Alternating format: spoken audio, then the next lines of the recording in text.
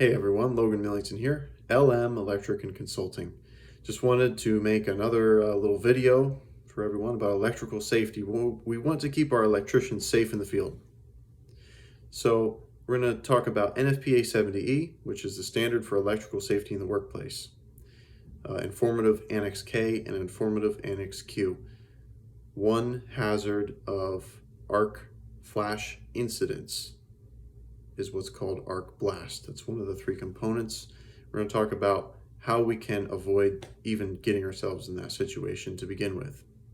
So if you take a look at informative Annex K, it talks about arc flash. It talks about electric shock, and it talks about arc blast. These are all three main components of an arc flash incident. So an arc blast is a result of incredible amounts of temperature instantaneously, creating a blast of pressure because the air and the metal is expanding at an incredible rate because of that instantaneous temperature. So in an arc flash, you can have temperatures that are greater than the surface of the sun, which is 35,000 degrees Fahrenheit, which causes, like I said, the air and the metal to expand rapidly and create a blast, a force away from the equipment, which propels molten metal and components away from that blast at a rate of up to 700 miles an hour. It can be hundreds or even thousands of pounds per square inch of pressure, which can rupture, blow out your eardrums, or even collapse a lung or shake a building a block away. Arc blast is only one of the three hazards in an event like this. It may be the least of your concerns compared to the burns, but this is just one aspect we're talking about. So how do we avoid the situation altogether? How do we make sure we're never in that position where we would experience such a tragic event? Well, informative Annex Q talks about some of the performance modes that people work in. You may be wondering what a performance mode is. Well, there's rule-based performance mode, knowledge-based performance mode, and skill-based performance mode. We're going to talk about skill-based for a second. So skill-based performance mode is basically when you have the experience and the quote-unquote skill in a certain job or task, and because you've done it so many times, you tend to not even think about it anymore. You may be thinking about other things, issues at home, what you're going to tell the apprentice and line him up for his next task, or whatever the case is. But because of your skill and experience, you tend to neglect safety and not recognize hazards. So notice what Q.4.3.1 says about skill-based performance mode.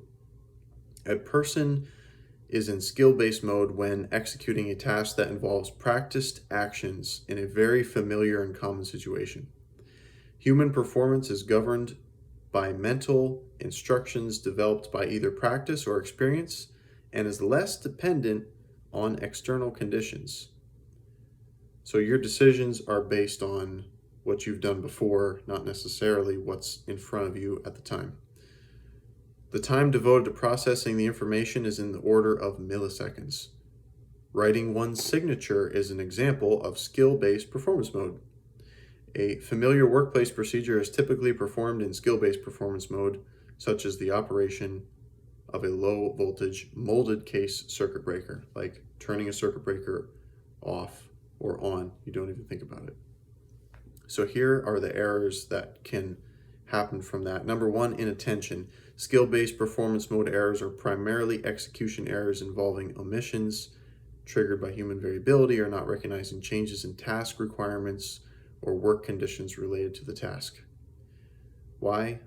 Because the relatively low demand on attentional resources required when you're working in skill-based mode, so you're not paying attention.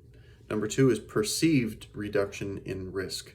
As familiarity with a task increases, the individual's perception of the associated risk is less likely to match the actual risk. A perceived reduction in risk can create inattentional blindness, the insensitivity to the presence of hazards, or visual illiteracy. You're looking at something, but you're not seeing it. You're not really seeing the danger. you're perceiving that it might be safe because you've done it a million times, but in reality, you've only gotten away with it. And it's not a matter of if, it's a matter of when something bad is going to happen. So that's only one of the modes that people work in. That's the only one we're going to talk about today. But to combat that, table Q5,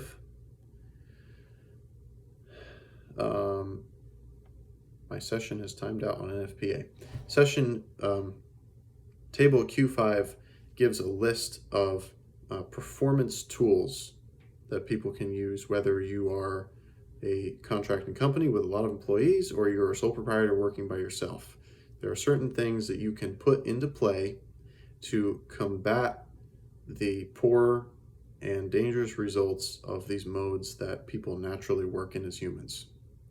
So that's really a part of a good safety program and something that you want to put together, whether it's yourself or, like I said, if you are a large company. It doesn't matter. Everyone should have an electrical safety plan in place. And if you have these steps that you follow, you can mitigate the risk of finding yourself in a safety hazard.